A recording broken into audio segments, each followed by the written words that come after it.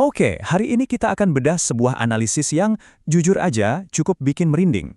Analisis ini meramalkan adanya potensi krisis ekonomi parah di Indonesia. Kita nggak akan buang-buang waktu, kita langsung lompat ke klaim-klaimnya yang paling mengejutkan. Baik, kita langsung masuk ke jantung persoalannya. Analisis yang akan kita bongkar ini melukiskan sebuah gambaran yang, suram banget buat pasar saham kita dalam waktu dekat. Analisisnya dibuka dengan kutipan yang benar-benar bikin was-was. Intinya, penurunan pasar yang kita lihat belakangan ini katanya bukan akhir, tapi baru pemanasan. Perhatiin deh kata kuncinya, serangan. Ini artinya bukan fluktuasi pasar biasa, tapi ada dugaan tindakan yang disengaja. Prediksi spesifik yang pertama langsung nembak ke jantung pasar modal kita, Indeks Harga Saham Gabungan atau IHSG. Sumber ini mengklaim IHSG bahkan anjlok sampai di bawah level 6.500. Angka ini bukan sekedar koreksi pasar biasa loh. Kalau ini beneran terjadi, bisa mengguncang portofolio banyak investor di seluruh negeri. Gak berhenti di situ, pukulan berikutnya katanya ditujukan ke sektor perbankan. Analisis ini menunjuk salah satu saham bank swasta terbesar di Indonesia dan meramalkan harganya bakal terjun bebas hingga di bawah 5.500. Coba bayangin dampaknya, ini bisa jadi hantaman telak yang menggerus kepercayaan pada sistem keuangan kita. Dan efeknya gak cuma di pasar swasta, tapi merembet langsung ke kas negara. Defisit anggaran kita diperkirakan bakal bengkak. Dan gak main-main, angkanya lebih dari 200 triliun rupiah. Ini lonjakan yang drastis banget dari perkiraan sebelumnya, yang menunjukkan betapa gawatnya tekanan yang bakal dihadapi keuangan negara kita. Nah, pertanyaan besarnya, apa sih pemicu dari semua skenario horor ini? Jawabannya, ternyata ada di sebuah tempat yang letaknya ribuan kilometer dari Indonesia. Sumber analisis ini menunjuk satu biang keladi, penutupan Selat Hormuz. Buat yang belum tahu, ini adalah jalur super vital untuk pasokan minyak global. Kalau sampai jalur ini terganggu atau ditutup, guncangannya akan terasa di seluruh dunia, dan tentu saja termasuk di Indonesia. Nah, ini dia rantai sebab akibatnya, simple tapi fatal. Pertama, Selat Hormuz ditutup. Kedua, harga minyak dunia langsung meroket, bisa di atas $100 per barel. Akibatnya buat kita, biaya subsidi BBM bakal meledak. Dan ujung-ujungnya, anggaran negara kita jebol, defisitnya membesar gila-gilaan. Poin kuncinya adalah ini menciptakan sebuah lingkaran setan. Pemerintah jadi serba salah.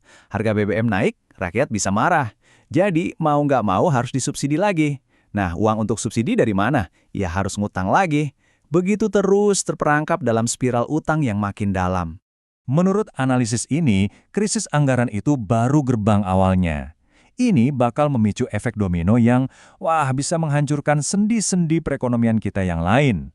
Yang bikin skenario ini makin serem itu bukan cuma apa yang terjadi, tapi seberapa cepat itu terjadi. Analisis ini nggak bicara soal krisis bertahun-tahun, tapi keruntuhan dalam hitungan minggu. Minggu pertama, peringkat kredit negara dihancurkan.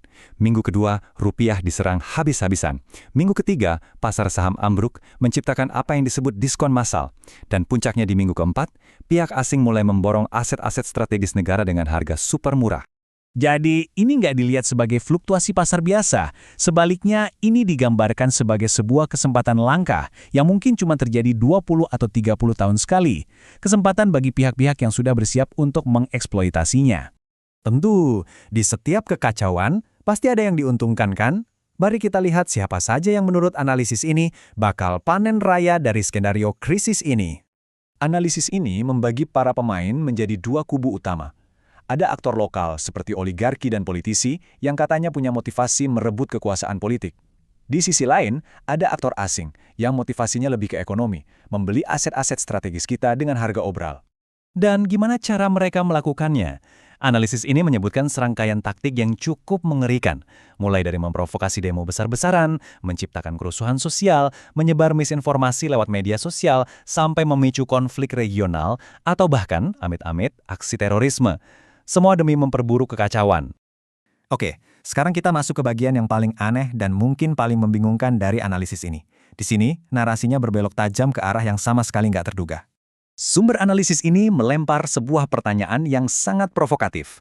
Jangan-jangan kehancuran dahsyat ini justru jadi sesuatu yang diperlukan. Aneh kan? Bagaimana bisa kehancuran itu dianggap perlu? Kutipan ini adalah inti argumennya yang paradoksal. Katanya, kalau Indonesia mau bangkit, sistem perbankan yang lama ini justru wajib hancur lebur dulu. Ini sebuah ide radikal tentang kehancuran yang kreatif.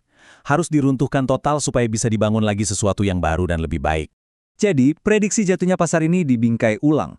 Bukan lagi sekedar krisis, tapi sebagai sebuah harga yang harus dibayar. Sebuah ongkos yang suka tidak suka harus kita tanggung demi transformasi menuju ekonomi yang lebih maju. Jadi, kami tinggalkan Anda dengan pertanyaan ini. Apakah analisis yang kita bedah ini sebuah ramalan akurat tentang masa depan, atau sekedar skenario kasus terburuk yang dirancang sedemikian rupa? Nah, bagaimana menurut Anda? Pertanyaan itu tetap terbuka.